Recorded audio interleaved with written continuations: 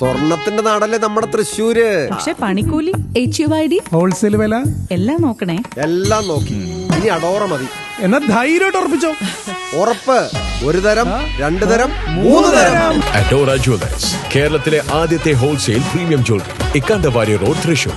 Unit of TC com.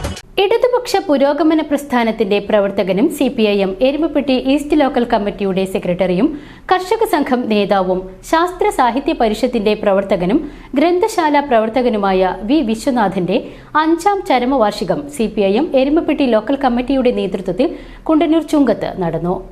Local committee secretary M Nandeesh പതാക ഉയർത്തി. CPIM Vadakkanchery area committee അംഗം MS സിദ്ധൻ അനുസ്മരണ പ്രഭാഷണം നടത്തി. K സതീഷ് കുമാർ പങ്കെടുത്ത് സംസാരിച്ചു.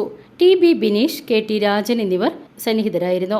വൈകിട്ട് കുണ്ടന്നൂർ ചുങ്കത്ത് നടന്ന അനുസ്മരണ പൊതുയോഗം CPIM വടക്കാഞ്ചേരി ഏരിയ കമ്മിറ്റി അംഗം S ബസ്ന്ദലാൽ ഉദ്ഘാടനം ചെയ്തു. ഗുജറാത്തിന്റെ വികസനത്തിന്റെ നേതൃത്വമാണ് എന്ന് പറഞ്ഞുകൊണ്ട് രാജ്യത്തെ കോർപ്പറേറ്റുകൾക്കെല്ലാം ഒത്താശയും ചെയ്യുന്ന നരേന്ദ്രമോദി, അമിത്ഷാ കൂട്ടുകെട്ടിനെ BJPയുടെ നേതൃത്വമായി രാജ്യത്തെ കോർപ്പറേറ്റുകളും വലതുപക്ഷ മാധ്യമങ്ങളും ഉയർത്തിക്കൊണ്ടുവരുന്ന കാഴ്ച ഞാനും നിങ്ങളും കണ്ടു.